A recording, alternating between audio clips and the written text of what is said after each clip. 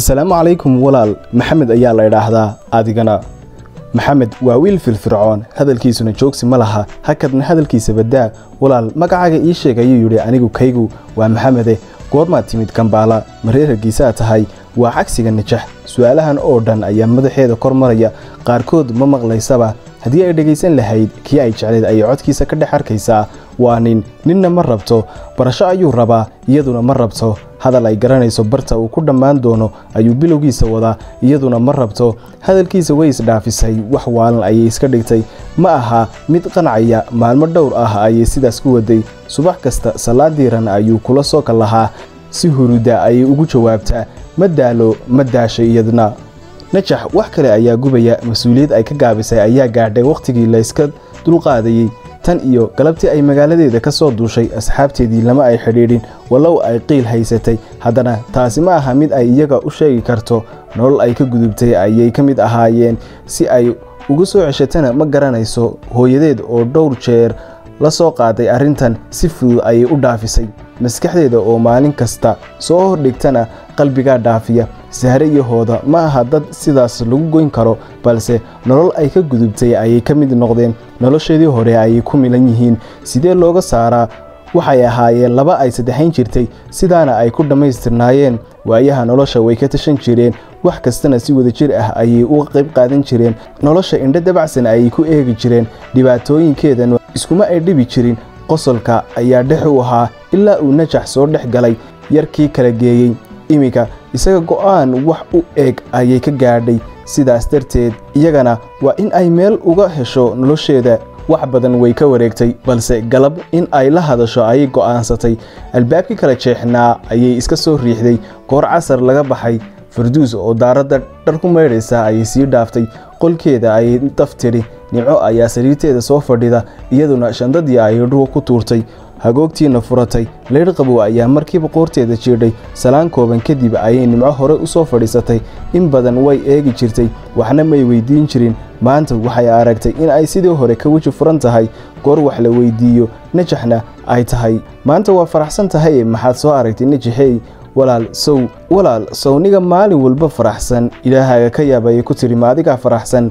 naahay qodqodine huuno najax oo diidaysa inuu hadalku sii socdo ayaa tiri naahayo walaal mid baan iska kari laahay jaamacadda jooge adigu maanta maana tegin meelna najax maalin kali ah may arkin nimco oo jaamacad tegaysa waxaanay u sheegtay in ay muddo dheer magaalada deganeyd in badan ayay rabtay inay weydiiso balse ay ku hagaagi la'ayd maanta iyadaa afka la soo gashay nimco way yara hakatay haddana way hadashay iminkan ka imiye isugu musqushaan galayaaye xuf ayay ku dhaaftay shakiyeedii ayaa sii xoogaystay telefoonkeeda ayay ku jeesatay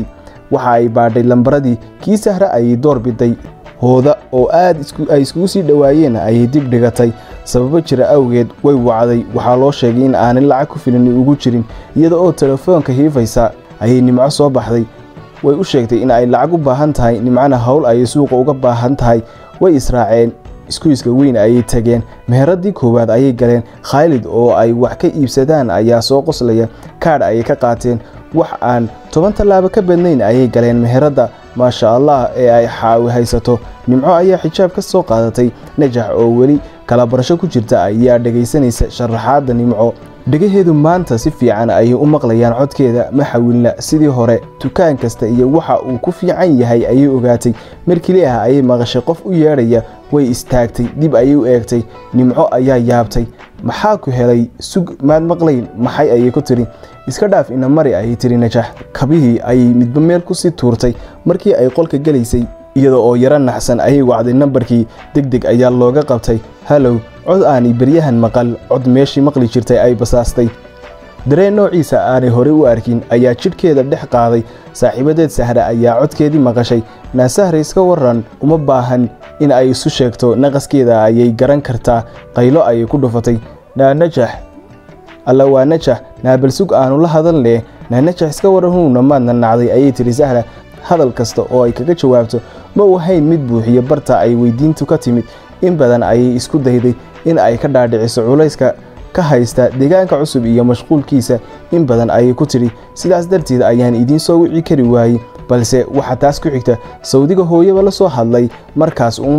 maadna soo wacdid maxaad Facebook xitaa noogu soo jawaabi weyday jawaabaha ayaa ku yaraaday Najax kuwa qalbigeeda ku jiray ayay dib u eegtay dalkaba idinka dartiina ayaan uga imiday waxaad ku marantihiin wixii soo qixiyay magacyadiina ayaa iigu dhigan calool xanuun silacaba idinka ayaa ibaday dartiin ayaan dhul shisheeye keligay ugu dhex ilmeynaya intaas ayaa markiiba ka hortimiday in ka badanna way ku soo socotay balse mayay odhan Najax ayay ku war heshay fikirka ayay ku dheeraatay waxay doorbiday in ay dhulka isdhigto khaladka ay tunka ku qaadatay raaligelinna way dalbatay bal waa saxe hoodana la hadal ayay ku tiri waa loogu dhiibay naahuna Najax ayay tiri Najax way isku dhex yaacday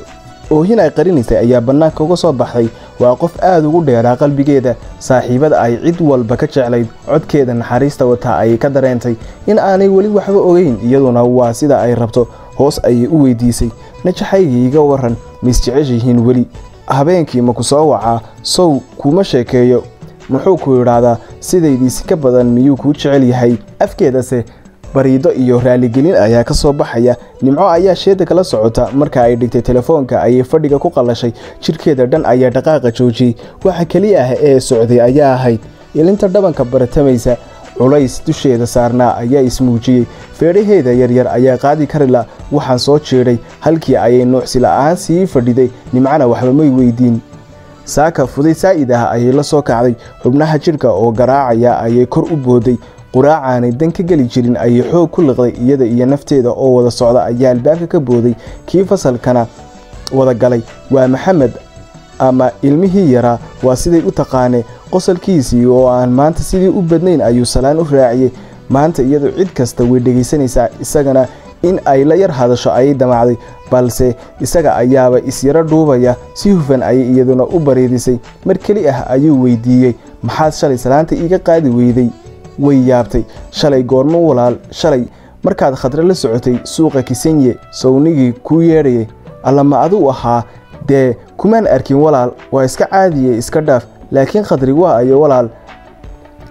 qof kale ayaan la socday khadra lama idhaahdo inanta dee walaal qof kalaad ku qaldaysay inanta nimca la idhaahdaa haa waa hagaag inantu miyaanay inanta reeboora ma ahayn way yaabtay haa shaar ayaanu ahayn walaal inanta khadra Cumar Xasan ayaa la idhaahdaa hooyadeedna Yusur ayaa la idhaahdaa ficiciso ayay ku noqotay waxa ay damacday in ay wax ka ogaato xogta uu hayo balse uu dhaqaaqay xiisadii ayaa bilaabantay maskaxda ayaa shuuqday ma qof kale ayuu ku qaldayaa maxay beenta uu igu sheegtay dadkan baas aan cid la aamin lahayn meel baastani maxay ahayd kullay gurigii aan iminka ka soo baxayna isagoo meeshii ka guuray ayaan ku noqon doonaa hal erey kagama soo duurin xiisadii markii ay dhammaatay ayay dhankiisa u soo oroday way weydiisay uu is adkeeyay si dabacsan ayay ugu tiri dhowr jeerna qoorta ayay madaxa ku ciyaarsiisay isagoo aan isogeyn ayuu wixiiba banaanka soo dhigay ileen waanine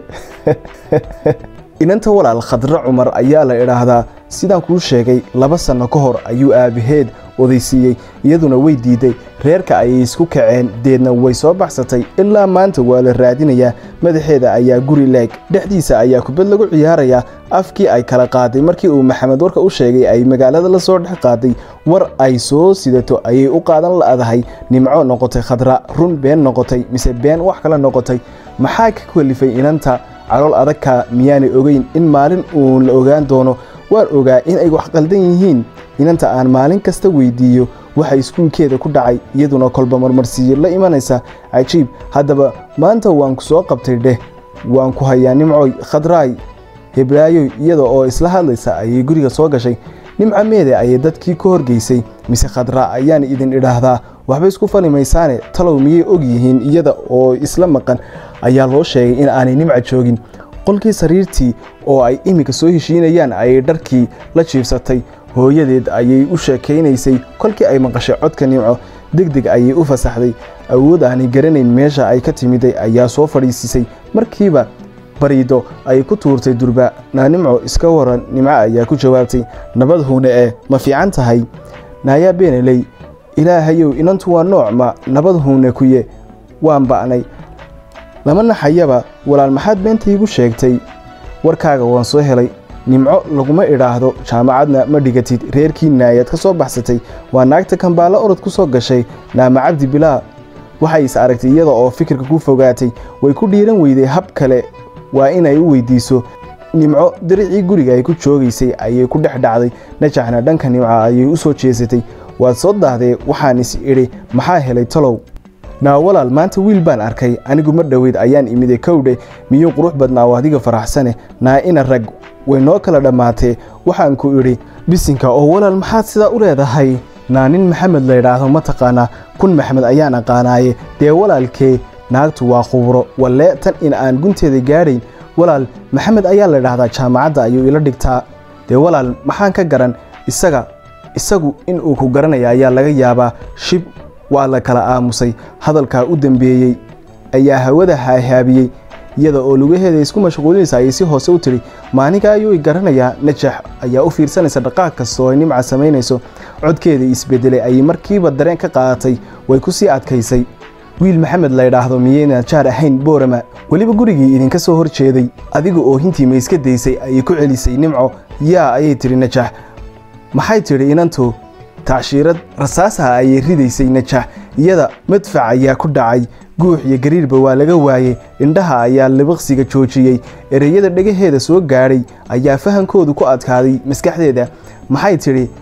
waxay tiri miyay tiri marka laga tago su'aasha aanay filanayn waxyaab ku noqotay sida qabow ay u tirin Nimco diraca ayaa u soo laaban oo jilbaha u soo gaaraya kuwabka oo ay duugtay ayaa dhulka ku qotama gamacaheeda oo isku masaxayso ayaa ku jeeda kama qasna iyada Najax ayaa koomadii ka soo baxday walaal goormaad aragtay